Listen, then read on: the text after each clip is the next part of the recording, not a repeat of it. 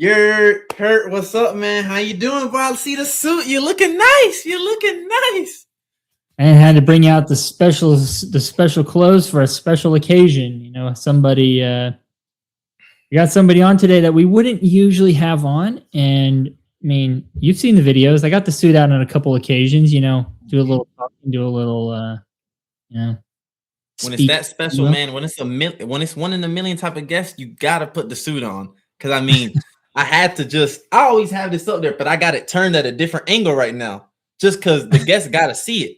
I usually never take the medallion out, but I got it on me right here. I wish I could just boom right here, because the special guest we have today is a wonderful one. But hey, you've seen those people who get the tattoos on their arms of the ASE certification, right? I mean, you could just do that, just get it right on your arm there and say, hey, I'm ASE certified, baby. I'm ready to go. You're right. You're right. I could also I could use a hot iron. Just put it on me right there. I could just, I could do that as well. Right on you. Yep, stamp it right on my buttock like a horse. maybe that would maybe I could leverage pay with my company by doing that. You'll be well, hopefully we learn a little bit more about that today on what ASE does for technicians, the individual, not necessarily what it does for the industry, although we will hopefully touch on that. But more importantly is the value of ASE and the value it brings to technicians, I think is something that so many people want to learn about, because you ask somebody about an ASE test, what do they tell you? They hate it. I mean, that's generous. That's a very nice way to say it, because I've seen some pretty angry comments out there. And I mean, what better person to have on other than, Dave Johnson, the president and current CEO, to be talking about ASE? There's no one better. I mean, we got the president and CEO miraculously. I mean, it's an amazing opportunity to pick his brain. Hopefully he talks a lot, and hopefully he gives a lot of information, because we'd love it from him. I mean, I'm assuming he's been in the automotive industry for a good amount of years. I think I was looking through his profile, it's over 30 years. So he's been in it, and he's ready to share his knowledge on his path and what ASE is doing for him. And I'm excited to get into it.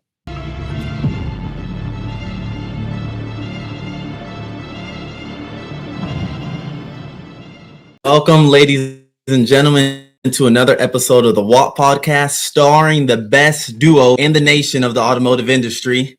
Me over here, Jay, and of course, Curtis right beside me. We have our wonderful special guest above us, Dave Johnson, the president and CEO of ASE. Thank you very much for having us here, Dave. How are you doing today?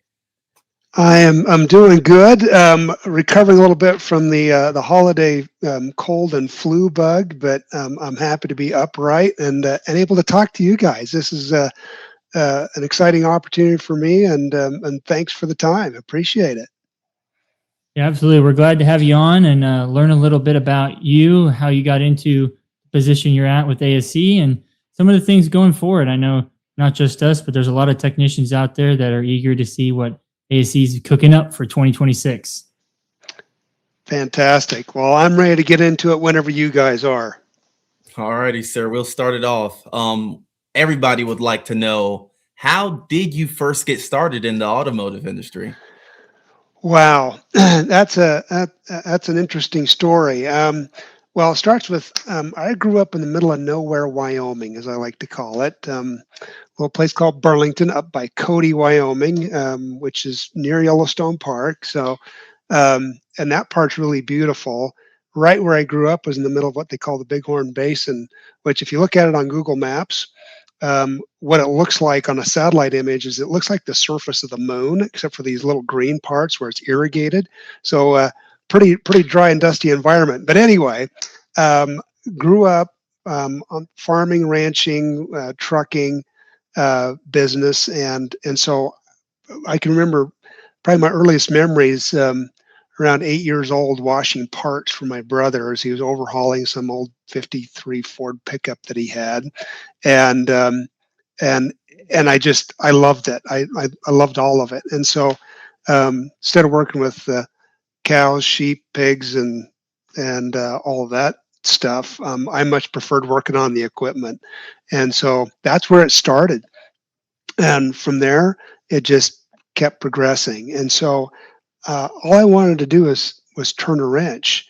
And as I graduated from high school, um, I ended up going on a 2-year mission for my church in New Zealand. That's another story and an exciting adventure.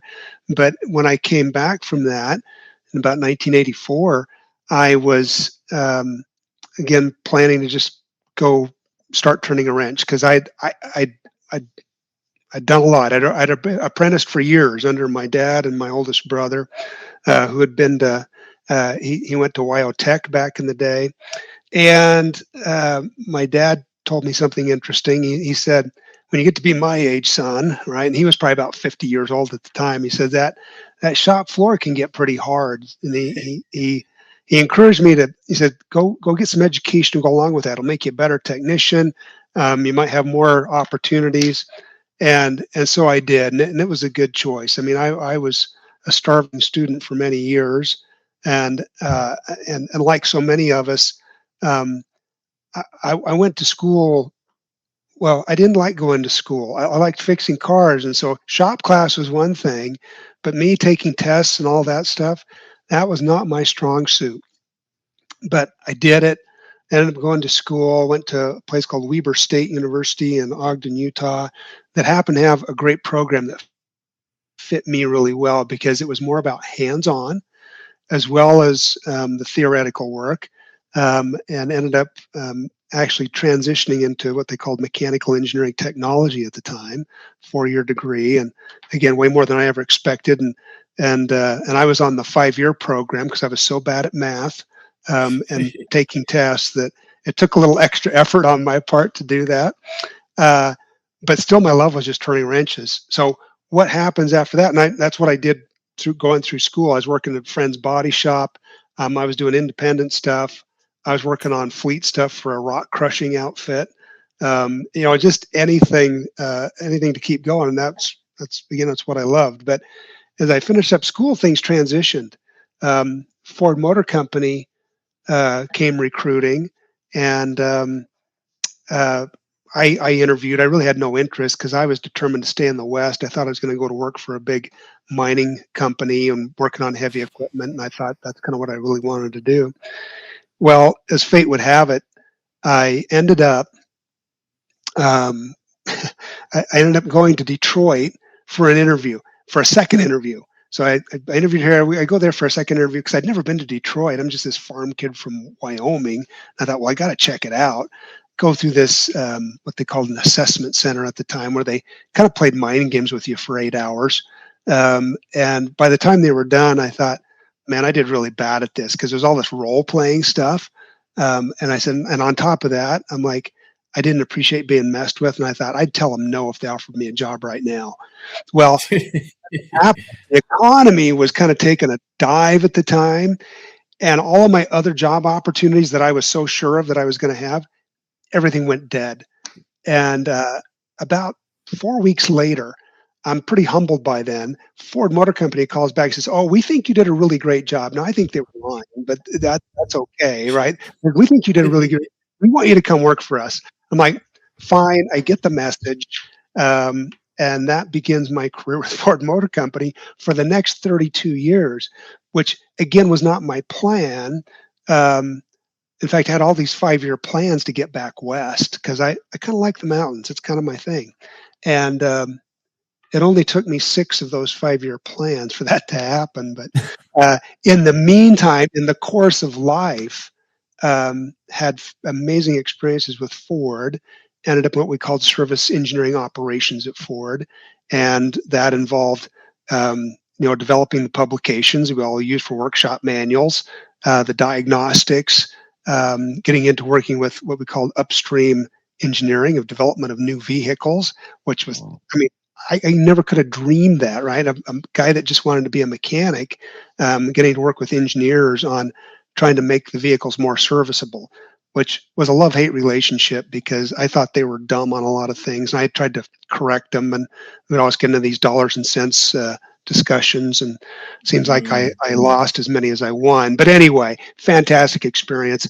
Ultimately, I ended up going to China for 5 years, running our Eastern Hemisphere technical support operations, our service operations over there on the technical side.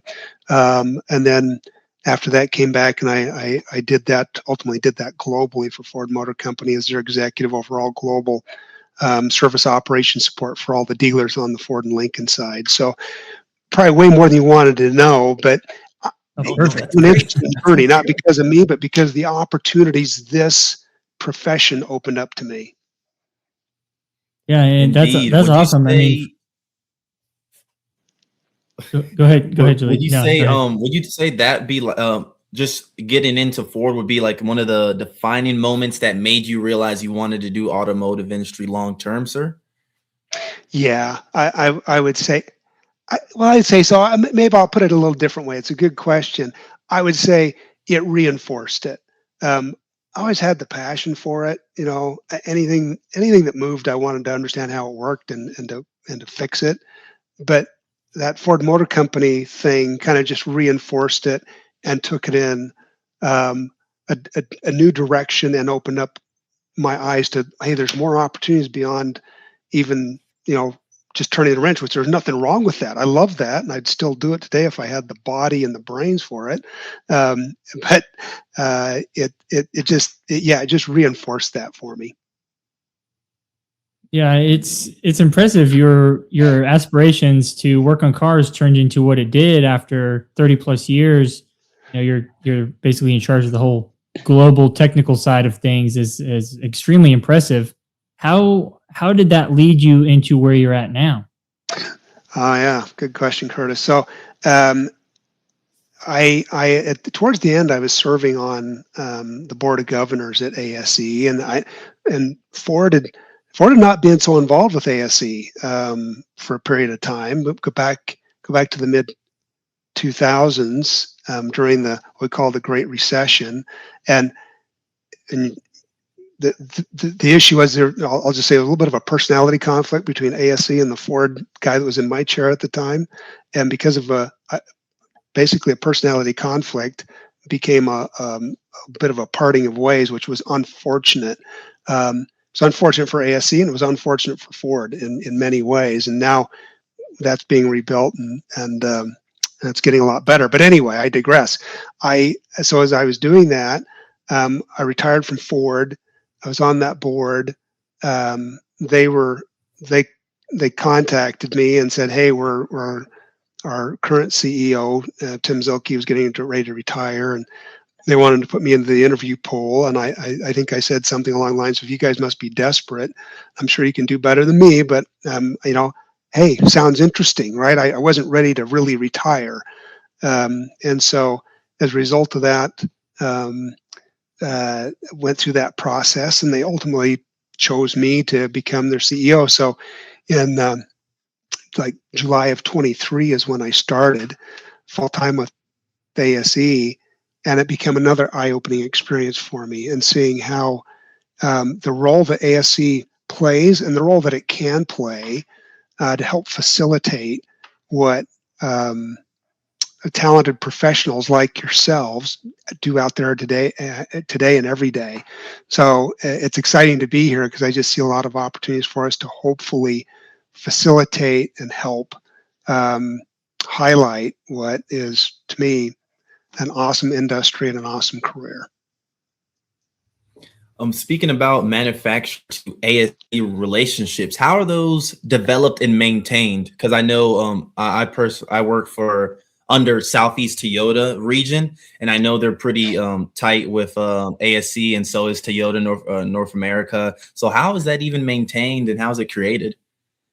Yeah, Jay, that's um, it's an interesting, it's a great thing. And let me go back to the founding of ASE, and I think that it'll help to highlight it. ASE gets founded in 1972 as a result of, frankly, it was federal government at the time was threatening to require federal licensure for technicians, just like you might see for doctors, lawyers, dentists, CPAs, those things that are out there today. And the auto companies at the time, so it was the big three at the time, it was GM, Ford, and Chrysler. They get together with NADA, so the National Dealer Association, as well as a couple of the big independents at the time, independent chains at the time. And they say, hey, federal government, we don't need your help with this. We'll take care of it ourselves. Thank you very much. And that's how ASE gets formed, is this credentialing body for our industry. And so fast forward, there was already this built-in relationship that was established from its founding. And I'm glad you asked the question, Jay, because a lot of people don't know that ASE wasn't just some guys in a corner who went and made this thing up. This was actually the auto manufacturers. And then as others came along, and Toyota is a great example from the manufacturer side of those who embraced it and recognized, hey, this is really important. We need it. It's the right thing to do. And that's how we want to operate. So hence ASE embraces it. Of course, Southeast Toyota is one of the largest distributors involved in that. They embraced it. And in fact, SET leads the way in many respects with the way that their program and how they operate it. And we work closely with them, and they've been very good to us. So that's kind of that background on how that came to be, and that it's kind of that underpinning of this whole thing that was absolutely joined by the aftermarket as well. And you might say in some ways became even more important to the aftermarket, which is true, but it's always good to remember where that foundation lies.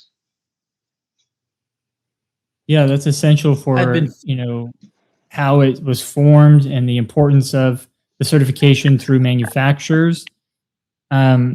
It kind of leads me into another question: is with ASE integrated into some manufacturers, are you planning to work with other manufacturers to bring it into their certifications? And we'll just leave it there. Yeah, that sounds like a big question. Good question, Curtis. It's yes, and sometimes this becomes a bit of a misunderstanding. I'm going to back up again to answer your question, because the short answer is absolutely yes. And ASE wants to work with everyone. We, selfishly, we believe everybody ought to be a certified ASE certified technician. And there's opinions on that. I'm sure you've seen it out there. I've seen it too, and I get it. But the reality is that this thing was what I can see from a history standpoint, and it's easy for me to do this with 2020 hindsight. It's easy to look back in time and go, wow, why did they do that? When I say they, I mean ASE. There was I'd say a perception given from ASE that we were the kind of this thing that, you, if you will, come to the throne and kiss the ring, get your certification to be blessed. And it was almost viewed as like the ivory tower. In fact, I had a great guy in one of the major publication organizations who was the CEO there. When I first met with them, he said, well, why has ASE been so hard to work with? And why you act like the ivory tower? And I'm like, whoa, we just met. I don't know what you're talking about, right? I'm new here. But as we started talking, it turned into a really good conversation. And I said, I get it. I said, when I came in, I said, I do not believe that was ever the intent, but it started to feel like ASE was maybe I call it the DMV, and not in a good way. And I don't think any of us like going to the DMV, but because of because of the administrative requirements and some of the things that it's something you have to require. It's a test. You got to keep it secure so that the certification means something. But in that process, what was meant to be trying to keep things tight in terms of not giving away the gold, if you will, the test, and thereby destroying the certification, what it means to the individual. We gave off this air of, well, we're better than you. I'm like, but no, we don't exist without you, without the, and when I say you, yeah, the OEMs are great, the dealers are great, everybody's great, but it's the individual. Without the individual, it doesn't mean anything. And so for me, that was a big awakening to your point, Curtis, to your question. We need to make sure people understand we want everybody to be part of ASE. And frankly, I want everybody to have a certification. That'd be great. Even if you choose not to certify, I want you to be a part of ASE, because ASE, we believe, is an enabler to help facilitate what we do as technicians. And so that's, anyway, you're asking these great short questions and giving you big long answers, but they're so good in terms of helping understand some of the history. Yeah, I know it's a touchy subject when it comes to the individual, because I'm just trying to think how to word it in a way that's constructive. Is if you ask your average technician, the ASE certification has its flaws. The test may have its flaws. So after either it's integrated into the manufacturer or maybe it's an individual test, how are some of those tests being formulated for the future to stay with the times, whether it's updated learning curricular, or if it's the test itself? Is there a hands-on aspect coming in the future? That's a great topic of discussion, and let's start with, if you don't mind, I want to go backwards just a little bit, thinking about, number one, what's the value of that certification? What does it mean? And it probably ties into our conversation about, what does ASE make the technician, or does the technician make ASE, if I can say it that way? And I would say it's more the technician makes ASE, because again, that blue gear, that blue seal as we call it, doesn't mean a lot unless there's people that actually reflect it. And I guess what, and maybe I'll put it another way, I want ASE to reflect the kind of service professionals that you all are. And if I back up a little bit, I'd say the value, and you'll see this, I see it all the time, and I totally get it. People say, well, that ASE certification doesn't mean anything.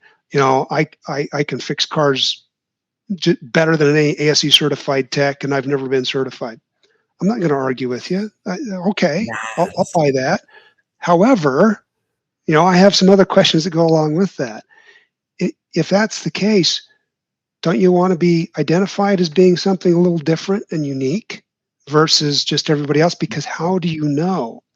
And I'm going to step back even a little farther and say, well, what is the what is the value of it?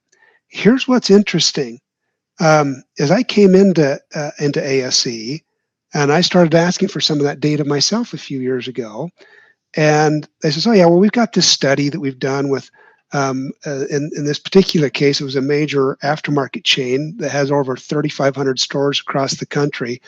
They said, yeah, we did this study with them, but we don't talk about it because, well, people will be critical of us because they'll say, well, correlation, of having an ASE certification and how these people perform, and causation are two different things. So you can't say ASE caused that. I'm like, hang on a minute. Let's look at this one step at a time. Let's look at the data.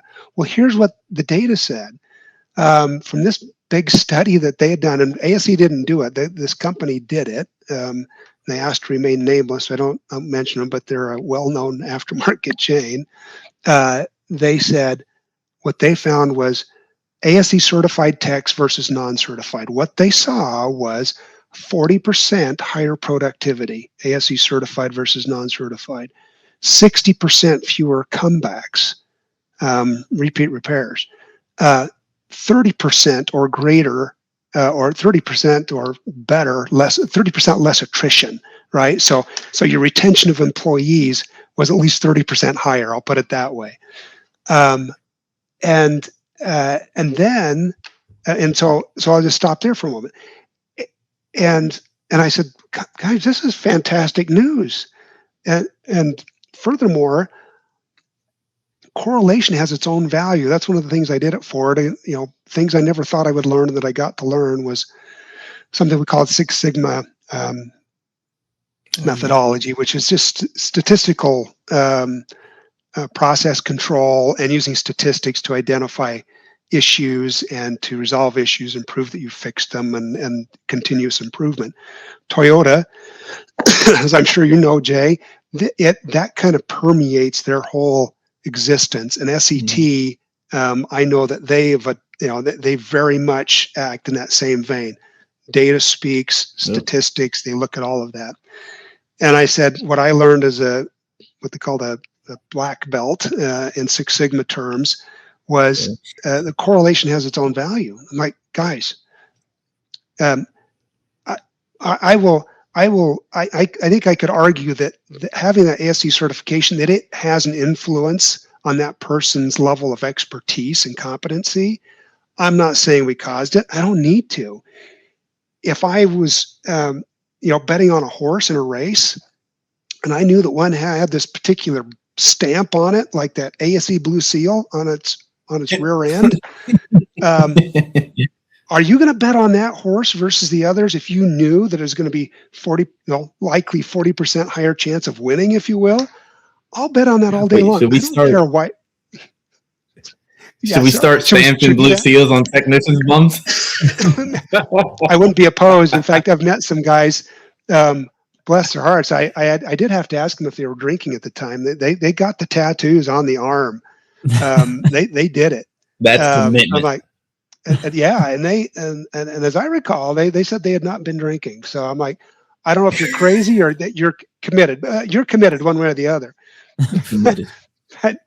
but it's one of those things that you're like, okay, we should be talking about this, because now you're getting into the reality of why is this important to those who may say, I don't need ASE certification. It's dumb. It's whatever. Well, be careful about that. I'm not saying that you're not a great technician. I bet you are. And if you are, you should be able to go and take the test and do well. And so why not have that as that you're identified in that way? And it's not for the glory of ASE. It's so that, frankly, it's for your glory, if you will, so we can point that out to others, say, hey, you have this. So that with that backdrop, another thing that we learned, and I'm going to get back to your question, Curtis. I haven't forgotten it, but what we learned from that, we did a bunch of surveys, and this was about tests and relevancy of our tests. We look at tasks and tried to identified the task list that we use. When I say we, this is utilizing subject matter experts in the industry. So it's working technicians. SET participates, and this is an example, Jay. I don't know if you've had that chance yet yourself, but we're always looking for more people to participate as subject matter experts to develop the standards, the task lists, and the tests that become those certification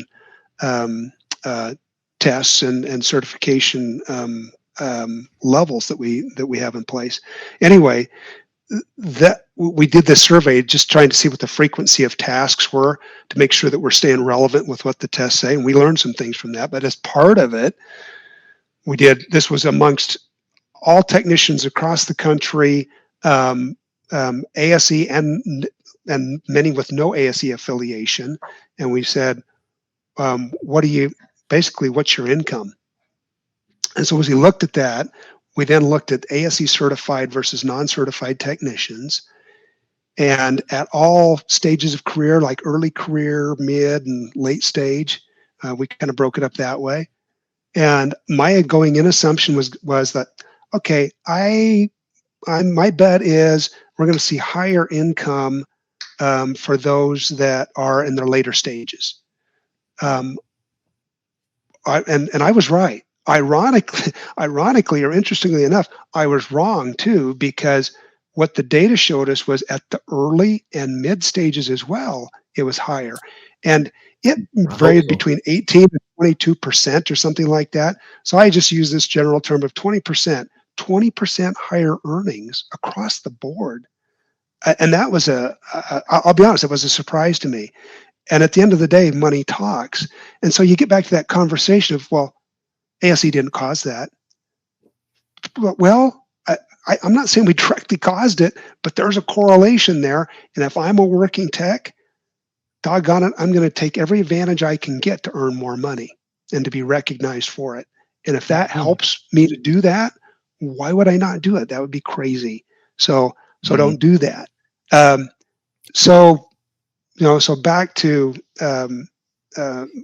back to the original question, Jay, of around. I'd think of it as sorry, Jay, Curtis, you asked relevance. Here's what we've been doing. So I'll just back up again and say a common misunderstanding is that me and some of my guys that work for ASE go off in some corner and create this stuff. We actually don't. And I'd say in my case, I'm not that smart, right? I've learned a few things. I know how to do it, but there's some really, there's always somebody smarter than you around the corner. And especially in our industry, and I'm sure you guys run across it. So one day I'm thinking I'm pretty smart. The next day I'm feeling like an idiot because somebody just schooled me on something that I thought I understood and I didn't. So I've become a lot more humble in my old age. But what we try to do is tap into all of that talent. And what our superpower, if you will, is facilitating, bringing those guys together, putting it into some order, taking some really smart guys and saying, all right, here's the standards. Here's what needs to go into those standards. Here's the task lists that are involved in that. And then we get into developing the questions for all of those tests. And that is a huge ordeal. Just doing that, and that's continued for many years, and I can take no credit for it. That process existed long before I got here, and so you take this. Yeah, go ahead, Kurt. I would say so. Basically, the people who are upset about the irrelevance of some of the questions can be maybe upset at their peers or some of these subject matter experts that you've been consulting, and instead of ASE itself. Exactly right. So blame those guys, okay, not us. I'm kind of kidding about that, but you're absolutely right, Curtis. That is the reality at the end of the day. However, we did learn some things, and I'll use the A1 and A2 as an example. Let's talk engines. That's a simple example. In the tests, we have questions around things such as head overhauls. And I don't know about you guys, but it's been a minute since anybody's been doing head overhauls in many shops, right? You don't do that with the same frequency nowadays. But it was interesting as we started to look into this, and we said, well, I kind of asked the question. I said, well, should that be part of the certification? Now I knew that the old technician in me was resistant to that because I'm like, wait a minute, any technician worth their salt ought to be able to know, what it takes to do a head overhaul. It's stuff you should know. And so I was having this struggle internally with myself, but I tried to keep my mouth shut, and we went out with the team and started having these conversations. Interestingly enough, as we showed these groups of subject matter experts across the industry the results of the testing of the surveys, and it was over 36,000 responses. It was a very good response rate. They were the ones kind of saying, these subject matter experts saying, no, but those tasks should still be in there. They need to know how to do this. Here's the thing that dawned on all of us was, yes, we shouldn't just take it out because those are things you should understand. Or I'll use another simple example. You should be able to measure bore on a cylinder. There's questions on measuring cylinder bore. Well, not a lot of people are exactly punching out cylinders nowadays on engine block, right? It's all aluminum blocks or sleeved. There's, Yeah. you're either good or you're not, and you replace the block. Well, Yeah. Machine shops. but understanding measurement and how to measure those things is still a critical part of your job. So you should know how to answer the question. So here's what happened. As a result of these surveys, we could see obviously that the frequency was low. I mean, it was being done. It still happens out there, but it was low. And so we said, well, we're not taking away the questions or the expectation, because this ties back to education as well. What we do with these standards sets the standards around education for everybody. We said, well, no, they still need to understand it. But for the certification tests, we're not going to index heavily on that. We're not going to let that be a big impact on questions that are going to get scored, that it can impact their ability to be certified. They're still there, but just because you missed that question doesn't mean you're going to fail, right? So those were some of the interesting things we learned, Curtis, as we got into that, and how, thanks to the influence of the feedback we're getting from service professionals today, is being incorporated right back into the test development process, and keeping us relevant, and ensuring that we're listening to the people that we're actually trying to serve. That's a great way to get feedback on everything. I'm also wondering about, especially feedback wise, about the 10 questions in each ASC test that don't count. I'm wondering how you guys decide which those 10 questions are, and does it hurt us or is it neutral for us? Oh, man, and you guys are full of great questions. And I wish I had Matt Shepanak here with me. He's our test development VP, and Matt understands this stuff really well.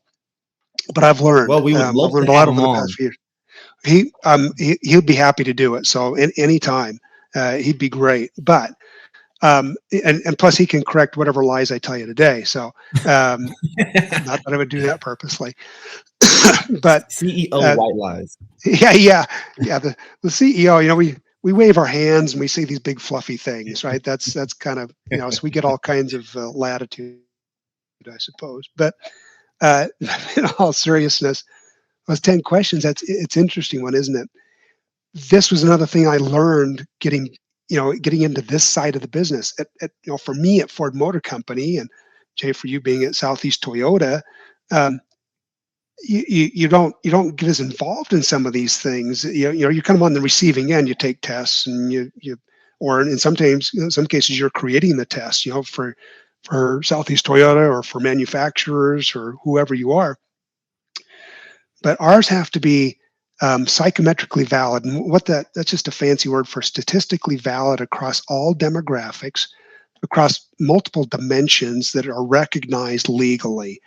So another interesting thing about an ASE certification, legally defensible in a court of law. In other words, if you have a technician that worked on a car, let's say there was some kind of an issue, and they're questioning the credibility of the technician, if they have an ASE certification in that area that they were working on, it kind of ends the conversation about their credibility as a technician, because of all the science that goes behind this, just like it would be with a doctor, a lawyer, a CPA, or whatever. And so with all of that, there's always these questions that are put into the tests, as you alluded to, Jay, that are not scored questions. They're test questions. We call them test items. And what we're doing there is, once you've had all the subject matter experts who have created these questions, we actually put them into live tests. And so people are answering those questions. And then you're looking at the psychometrics, again, that special word of the day. They look at those psychometrics to see how did it perform on all of those different dimensions of being statistically valid across all demographics. And if it's out of bounds, if we will, if it's not working with one demographic versus others, then we'll say scrap it. Something's not working about the wording, the language, the terminology, whatever it might be. And so that's why every time there's like these 10 questions, because we have to keep creating new questions, because you have to keep building what they call the item bank, the question bank, to pull from, because over time things happen. people could steal a few questions here and there. There's things that can happen, and you have to keep refreshing it so that you keep the content valid. And so what happens is those questions, those 10 questions you mentioned, they'll go through different cycles, and then those that come out the other end of that gauntlet, if you will, of actual live testing with people like yourself who actually answered those questions, then it gets incorporated. Now it's part of a scored test. So long story short, that those extra 10 questions aren't just for grins and giggles.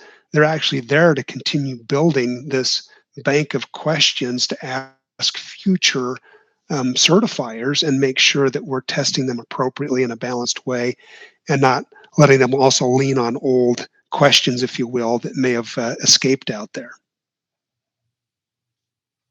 That's exciting. Most It's definitely. as a Audi technician, I haven't taken the ASE test recently. I did have to take it back in my days at Toyota. And so understanding that a little better, I was talking to Jay a little bit before we started about how I was considering doing the ASE test again, just for some of the reasons we're talking about here today, is just having that credibility and the extra potential to do all of those things, whether it's 2%, 20%, or 200%. I think there's almost like a I would feel proud to have that certification, regardless of maybe what some people in the industry see it as in positive or negative. And I guess it kind of ties into, in the future of ASE, in the future of technician development, how does ASE tie into that in the industry? Like, what's the future look like for ASE this year and going forward? Great questions, but you brought up another good point that I can't walk away from, and that is this conversation about those that have don't have flattering things to say about ASE. I get it. I understand that everybody has their issues, or maybe they had a bad experience, or sometimes some of the older cynical guys in the shop like me can leave a bad taste in the younger guy's mouth about, well, my guy says it's dumb, so why would I bother? And the whole thing is not worth my time, and on and on and on. My first, an apology on behalf of ASE that we may have ever given you the impression that, again, we're the ivory tower and you got to come to us, and if you don't pass your test, you're a failure. That is absolutely not the case, and that is a perception that I want it to die. I want it to die now. My hope would be, as people go forward, that they look at ASE testing as a way to evaluate themselves. It's not about ASE so much. We're an instrument. We're a reflection of you. It's about you understanding where you're at with your competencies. And yeah, it's possible you might not pass a test. That's not failure. It's failure if you walk away and give up. That's a failure. But and you didn't fail us. You just failed yourself. If you use it as what all these things are meant to be, as a learning experience, as well as a reflection of who you are, to me, that's part of what goes into that. Remember that 40% productivity, 60% fear comebacks? It has everything to do with attitude, mindset, and desire to continue learning. That's what it reflects. And so I want people that may feel negative about it because they had a bad experience, or maybe somebody shamed them about it or whatever. Man, don't give into that. Come back, if you will. Give it a try. And yeah, if you fail, that's not a failure. That's you learn something. And then that's good. And I guarantee you will be able to learn where the gaps were. You'll fill those gaps. You will have learned something. You'll get a certification. Yippee, right? More importantly, you will know something you didn't before, and you'll have abilities you didn't have before. So I think that's just an important thing that I wanted to touch on, Curtis and Jay, because we all see it. And I get it. I get the criticisms, and there's all kinds of things where I poke holes at. But I believe part of the issue is it's ironic that many of us got into this business because we really didn't like. I shouldn't say it's because, but part of it was maybe we didn't do well with traditional learning and traditional testing, right? That wasn't my thing. I was more of a tactile learner. That's where I perform best. And so it's ironic, and not in the most positive way, that we ask you as an industry, say, well, to certify that you really know what you know, we need you to take a test. I'm like, well, that's why I got into this. I didn't like taking tests. But I'm telling you, you can do it. It's okay. It's for your own betterment. And so don't be afraid of it. So now leaning into 2026 in the future, yeah, things keep changing and changing rapidly. And we already have some EV testing out there, and you're going to see us doing some revamp on the EV testing series. Today, we'd have what I would call a kind of a more of a safety series. There's a fundamental one, and then a second level as a tech if you're getting closer to getting into the battery box or working with the battery box itself, not inside of it. And then we have an advanced diagnostic and repair one.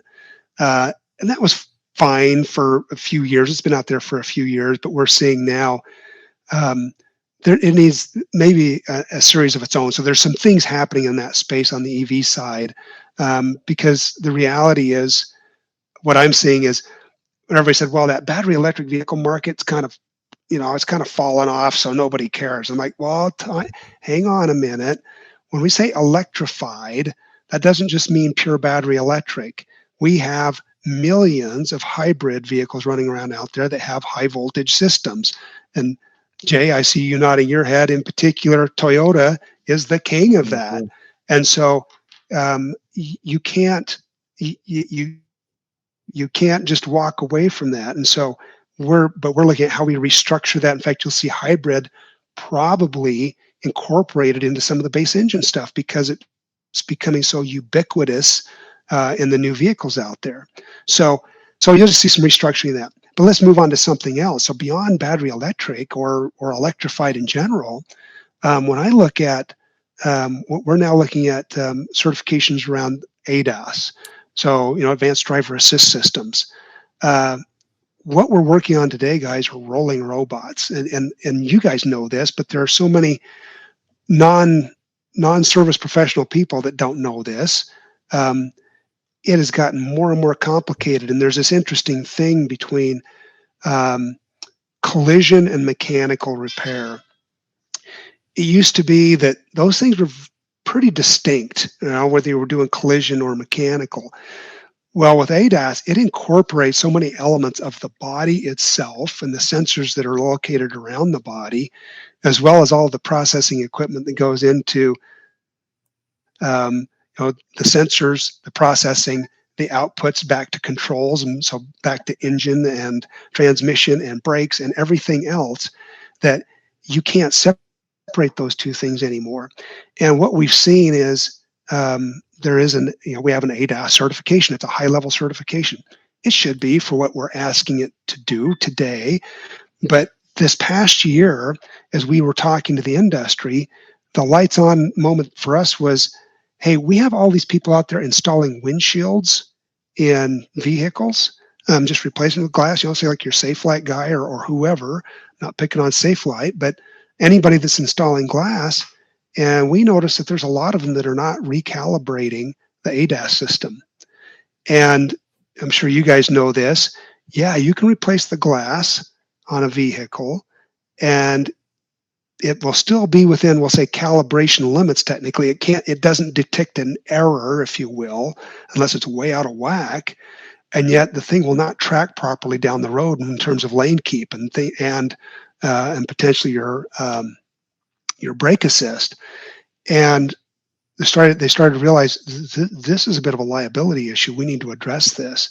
And so as we've gotten involved with it, we said, okay, there needs to be a specific series around ADAS that helps those who install windshield glass, that they know what they're doing. They're not, nobody's bad people. Some of them don't know. They don't know that what you're messing with there affects the rest of the systems on the vehicle and how that vehicle performs as it goes down the road. So we're looking at basically something as simple as a windshield installation certification, and then growing into, as you think about vehicle alignments. That's one of those things you thought of as well, vehicle alignments and alignment, right? What does it do to the tires, and how does it affect your steering and drift and pull? Well, guess what? just like replacing windshield glass, when you start messing with the alignment on the vehicle, you've just messed with the calibration on the ADAS. And so you need to understand that and understand when and how you might need to recalibrate the system. So that's just a couple, that's just one example of these things we're learning. I'll throw out another one, which is, in some ways it's old school technology, but um, but when we talk about locking a vehicle and the ignition and turning it on, well, yeah, that's been there from the earliest of days. In the 90s, we got into passive anti-theft systems, and it's just grown from there. And we've had the locksmith industry come to us and say, a couple of things. There's some bad actors out there. There's things going on, and they want to set themselves apart from others as being legitimate in terms of their knowledge of what it takes to replace keys, to reprogram vehicles. As I'm sure you guys know, that's getting infinitely more complicated, especially if you're dealing with multiple brands. I feel bad for the independents out there. It's really tough for them. And so that's another one of these certifications we're looking at. Going further into the future, I'll just share with you something that it's a little outlandish, but I get to do that once in a while. They had me as the keynote speaker at ASE's Education Foundation Conference. We're bringing instructors from all across the country to help get them their hours of instruction, which is required for program accreditation. And one of the things I talked about in that keynote was I said, I just want to take us on a little trip here. As we look into the future, today, everybody's talking about AI and robotics. Great, that's awesome. I said, what people don't realize is today we are spitting out rolling robots every day. Let's think about it, guys. Back to that ADAS conversation, those vehicles are autonomous to some degree today. Almost all of them that are being produced today in some way, and there's those different levels of autonomy, and everybody thinks of fully autonomous as being the thing, but the reality is the bulk of the vehicles out there are already autonomous to one degree or another, whether it's the lane keep, automatic braking, a lot of these things, and some of those that have the, GM has what they call it Super Cruise, Ford has Blue Cruise, Toyota has their version, and Tesla, of course, has been doing it for a while. You're working on rolling robots, so let's just change our thinking here for just a moment. And then I said, I started quoting some Elon Musk things and some stuff that's even more recent here in the Wall Street Journal talking about humanoid robots. I said, guys, 10 years in the future, you might be working on humanoid robots, not just the rolling robots that are being spit out today. So heads exploded a little bit, I suppose, when I said that. And I'll back up and say, I'm not saying we're all going to be, repairing C3POs in the future necessarily, but it's good to think about it, right? Because again, recognize what you're doing today. And Jay, you're living it. You are working on rolling robots. Let's not kid ourselves about that. And what it takes to do that is knowledge and competency that go well beyond anything we've had to know or do before. Some of us have had a lot of time to grow into it. If you're a kid jumping into it today, I pity you. All right. I mean, there's just so much you need to know and learn. At the same time, it's really exciting because it's not the same old, I'll say dirty, greasy job that it was when I started, although I love that myself, but it's not everybody's cup of tea. But it's that and so much more. So that's where the future's going, Curtis, back to your earlier question, and more to come. But what we want to do is reflect what's going on in the industry, also looking to the future and saying, all right, what are we doing to anticipate the future? That's where we need to be, not trailing the industry. And we're not perfect at it by any stretch, but that's where we want to be to better serve all of you, frankly. Speaking about the kids jumping into the industry nowadays and how hard it is for them, I've got master level certifications and obviously through Toyota and MDT, but I just recently joined the automotive industry. I'm 4 years in out of the military. So speaking about how the knowledge getting into that, I would also like to know 2 questions so far. About the technician shortage and how you're looking at, is there a technician test taking shortage for ASE compared to years prior? Or can you relate to a shortage as in the automotive industry as test taking? And also, what are the best ways you've seen uh, people related to you at work show other people like what courses they should be taking to try and pass these ASCs? Those two questions for you. Yeah, good questions. So, and the way you put it was it was asked in a little different way than it's been asked of me before, and so I like that. Um, in terms of that, we'll talk about the technician shortage in general. So, yes, I mean everybody needs more technicians. We can see that. Um, if you go back to some of the root causes, and this is this is a reality. You don't fix this overnight. We've been able to go back and look, frankly, back into the 90s, and looking at the number of automotive programs in different states. Where I'm using some California data. Since between the mid 90s and now, 50% of their automotive programs gone. And that's one state, right? And that, to me, when we don't have the data, is hard to come by, but that tracks pretty well from what I've observed. And so you think about that. Well, if you've taken away your capacity to teach folks, how to become a productive automotive technician, you're naturally going to have a shortage. So it kind of starts there. And when I look at ASE certifications, they were at a high point in the early mid 2000s, and it's drifted since then. So there's some correlation to that. But what the good news is, what we've seen is the ASE certifications have started to go up, even with the current state of the technician shortage. And I attribute some of that to I think people are starting to see, hey, this is a good career. It is a good profession. I want to be represented as that kind of professional, not just as a shade tree mechanic. And so I think those things all kind of work together on that front, as far as helping to understand it's important, and we're seeing that growth take off. And that's the other part of our function, the part of the reason we exist. We have our own education foundation, is to bring more people into that. And Jay, I think there was another part to your question, and I think I'm not sure I answered your question fully. So feel free to hit me again on that. The second part was just wondering what are the best sources and preferred oh yeah, practice tests for like test preparation. So yeah, thank you. Sorry I missed that one. So there's some reputable folks out there. If you look at whether it's Babcock's or Motor Age, they have some good reputable materials out there that are quite good. They don't have our test questions, so if you think you can just go in and memorize their test questions and the answers you're going to pass, no, you're not. It's about learning the principles. That's what's most important. And there's a lot of great training programs out there, whether it's public, school, private, whatever the case may be. So there's a lot of good options out there.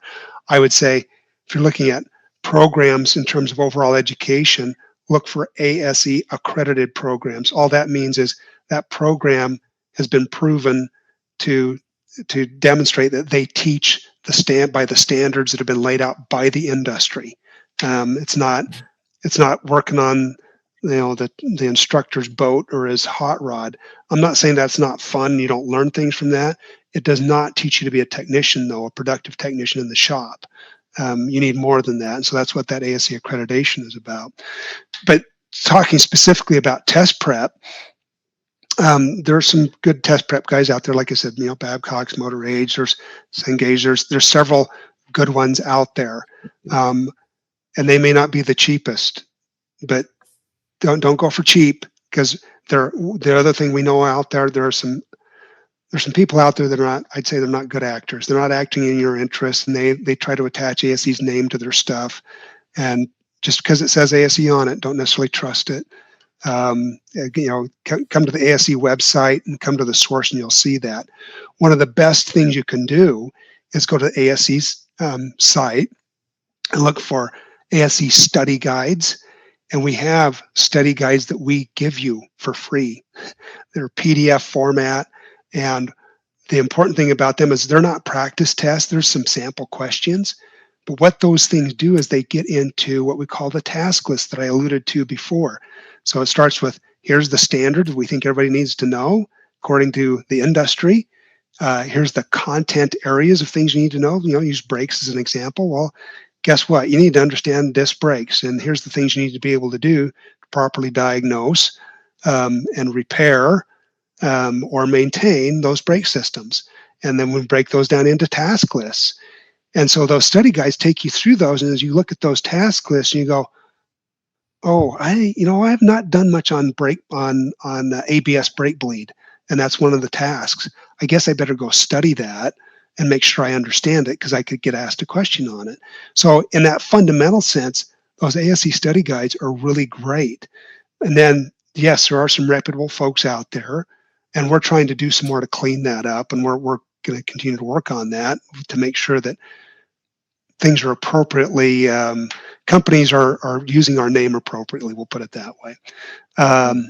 And they can help you with more of the practice tests and things that get you familiar with the format and feel of it. So, but my best basic advice is, learn, study, use those study guides, see where you see the gaps in those tasks, go fill those gaps, and I think you're going to do well.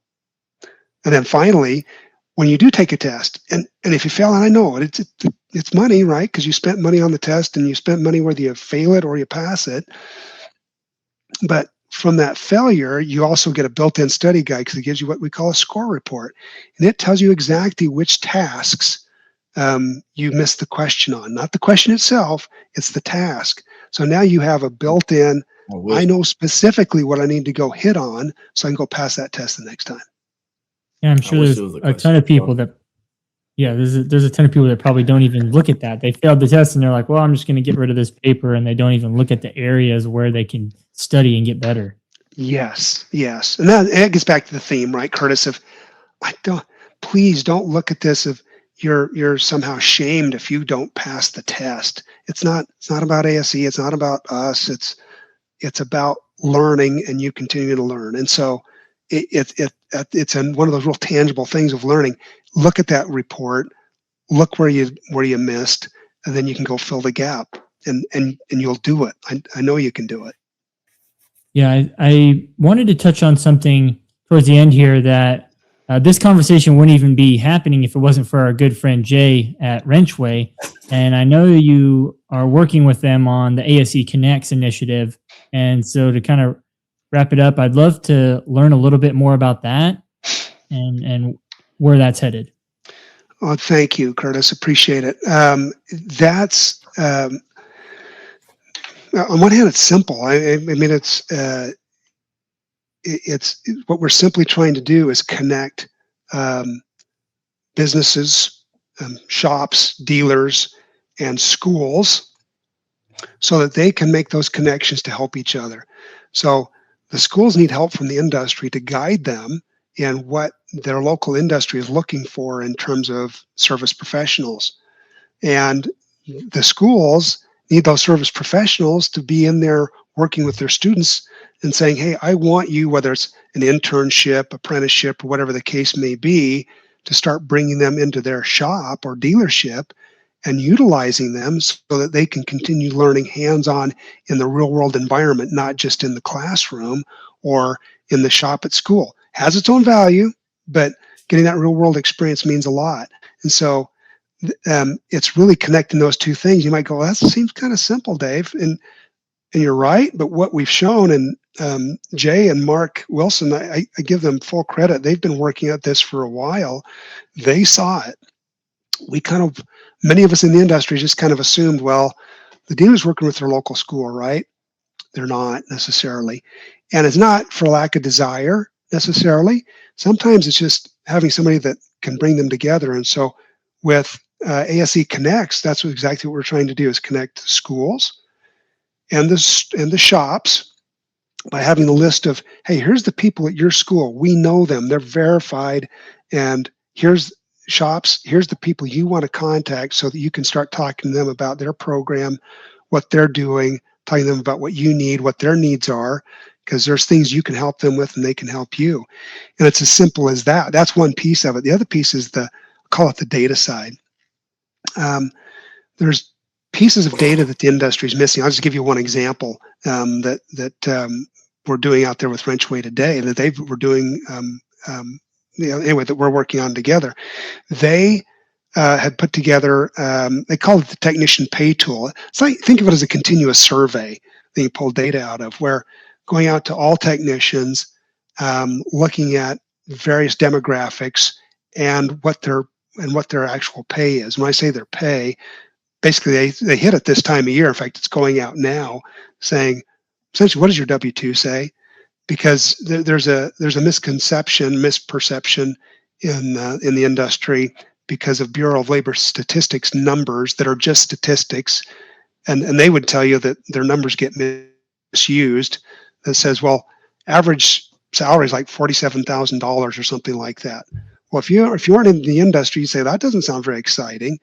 Well, it's averages of averages kind of issue, to put it very simplistically.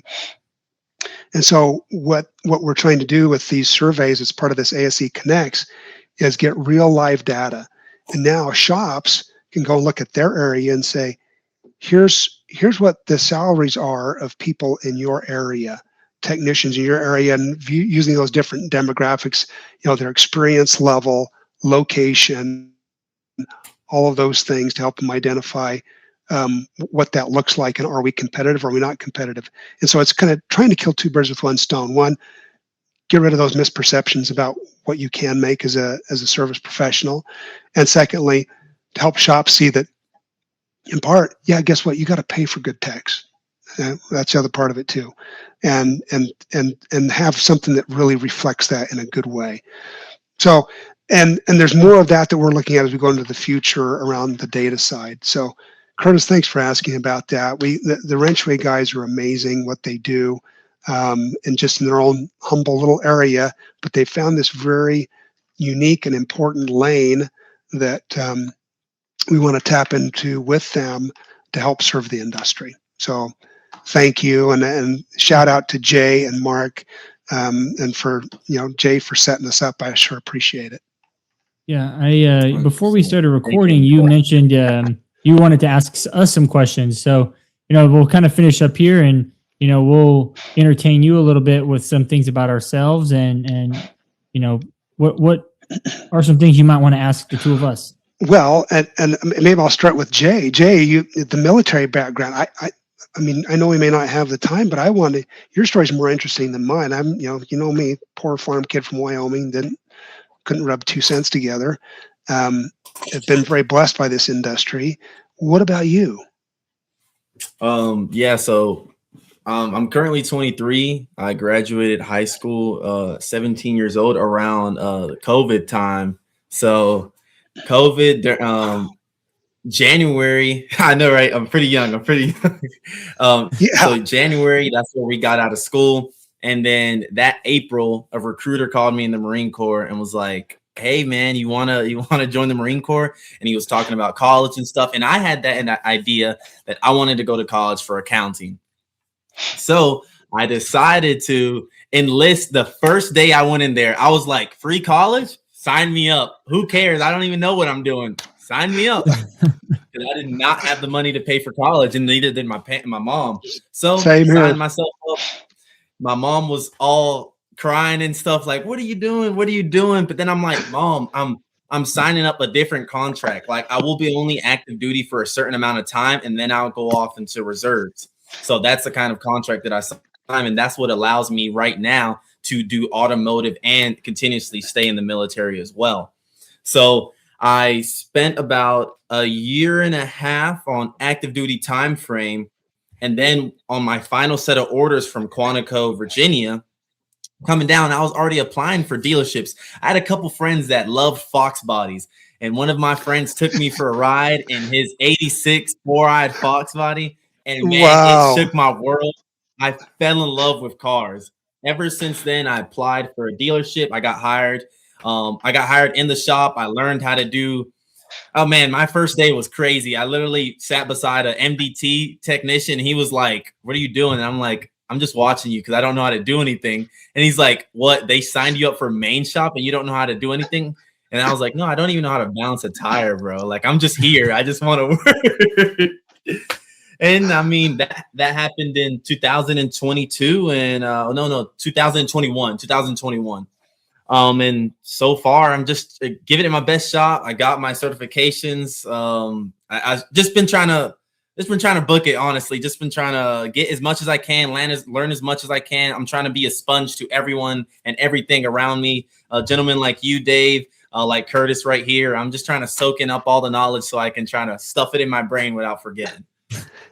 That's super cool, and I can tell you why you're mature beyond your years, and so they knew what they were Yeah. doing. I mean, yeah, throwing you into the deep end of the pool, right? But they knew that you'd do it, and you will. And that's just real quick. That back to the certifications, and some of this, people saying, well, just because you got an ASE certification doesn't mean you can fix a ham sandwich. I'd say, I'm sure you can find an example out there, but I'd say prove it to me, because it's not just about taking a test. They'll say anybody can take a test. I'd say, yeah, some people can get lucky, but it's that 2 years minimum of experience, shop experience required to be able to get that certification along with passing the test. It's not a one or the other. I'd like to do more hands-on testing, right? That it's psychometrically it's challenging, but the technology that's coming into the future, that's another thing we're working on. I won't bore you with that. More to come there. But anyway, it's great. It's great to see what you're doing, and thanks for sharing your journey with others out there. I think that's really important. Well, what about you, Curtis? What's your story? I've been a technician for over 15 years. I started out at community college, similar to yourself. I tried it out. I did a semester and realized quickly that this was not for me. And so I signed up for UTI and went to Universal Technical Institute, knocked that out, and got a part-time job at the local Toyota dealership. And so I went through Toyota. I was there for about 6 years, got master certified, took all my ASE tests, just in time to leave and go to Audi. And so Wanted a new challenge? Wow. Yeah, like the new challenge. The pay structure was a little bit more generous, and working for a great company in the area. So I decided, I had a friend there and decided to be an Audi technician. And so I've been at Audi now over 9 years, and I'm master diagnostic certified as well. And I've just been, using the last year to kind of branch out further than my current dealership. And I'm really focused right now on technician development and growth while I, pay the bills with the fixing the car stuff. That is fantastic. And I would, you can tell me if I'm wrong, but I would assume that you having those ASE certifications probably helped you get in with Audi as well. That didn't hurt. We'll put it that way. And that's one of those. When I look at it, and we have the OEMs are now having this conversation, like, hey, wouldn't it be good if we had kind of this this exchange of standards? If you meet these standards, you don't have to go back and take all of our classes. I don't have to go take all the Audi classes if they have some level of certification in the place. Well, guess what? I realized, ASE is that thing. If you've got ASE certifications, yeah, we may want to bring you back in for some hands-on stuff in our own classes, but I don't need to run you back through basic electronics if you've got your ASE A6 as an example. And so there's some good things that go with that. But I was going to say, with the on the Audi side, you guys, we need to get you hooked up with Matt Shepanek. Matt is an old Audi guy. He'd been with Audi for years, so he was kind of corporate, a bit of a corporate lifer like I was at Ford, and was in there very much in their training and development area. And also Jay, he was involved heavily with military recruiting. Guys that were coming out of the service, maybe not quite your situation, but guys that just they timed out and they're trying to get into a new career and getting them into the automotive profession. So anyway, you and Matt would have a lot of good things to talk about, Curtis. So, well, that's fantastic. And thanks for what you guys are doing. You guys make me feel old and not very bright, and not very energetic with everything you're doing. I mean, you got day jobs and you're doing this on top of it. I'm proud of you and well done. Thank you. You touched on something that I totally wanted to touch on right at the end. There was how ASE can tie manufacturers together to prevent technicians who want to switch brands from having to retake the whole thing. Yes. And I've been talking about that for a while, and you've touched about it, and I'm like, okay, maybe there's something there, like, because it's like there is. It's I'll say it's cooking. It's one of those things. I'm ashamed coming from Ford. I'm like, what were we thinking? Because the way this started was, at least in my involvement in it, it probably wasn't the first time, but anyway, right time and right place, I guess. Some of my old Ford colleagues were saying, well, we want to do this exchange with the other OEMs about what are their levels of training and what are our levels of training, or our internal classes, and could we have a cross reference so that we wouldn't, just to your point, Curtis, we wouldn't have to do this if they're crossing over. We're not enabling poaching. It's not about that. At the end of the day, people are going to make changes, so don't try to create barriers that don't need to be there for people. And so that's how the conversation started. And as we got into that conversation with others, call it an OEM roundtable discussion, it very quickly, the lights came on for everybody. It's like, that's not going to work, and we need the single standard. And then somebody says, well, we already have it. It wasn't an ASE guy. It was one of the OEM representatives who said, it's ASE. So let's connect those equivalencies, if you will, to the ASEs. And if they have their ASEs at this level, then here's what we can do as an OEM and say, I know that you have this level of competency. Therefore, I'm not going to make you go back and do all my OEM training on everything. I'm going to be able to start you out at some higher place. And now, yes, I'm going to take you into some OEM specific stuff that I may think you need. So it's in the works. It may take a little time, but the concept is simple, right? And of course, you had the idea many years ago. So thank you for that. Well, I doubt I had any influence on that, but it's definitely I know it's a popular topic. And I just want to reiterate, thank you so much, Dave, for giving us the opportunity and coming on the show and speaking with us and telling us about yourself, about ASE and the direction it's going in. And thank you. We really appreciate it. Well, thank you. And I hope I want us to come across as we want to be humble, we want to learn, and we want to facilitate success. So thanks for giving me that opportunity. Thank you, ladies and gentlemen. This has been another episode of the WOTPod starring the president and CEO of ASE. Many of you hate it, many of you love it, but it is what it is. We are here. Thank you for having, thank you, Dave, for joining us. And guys, thank you for watching. See y'all next time.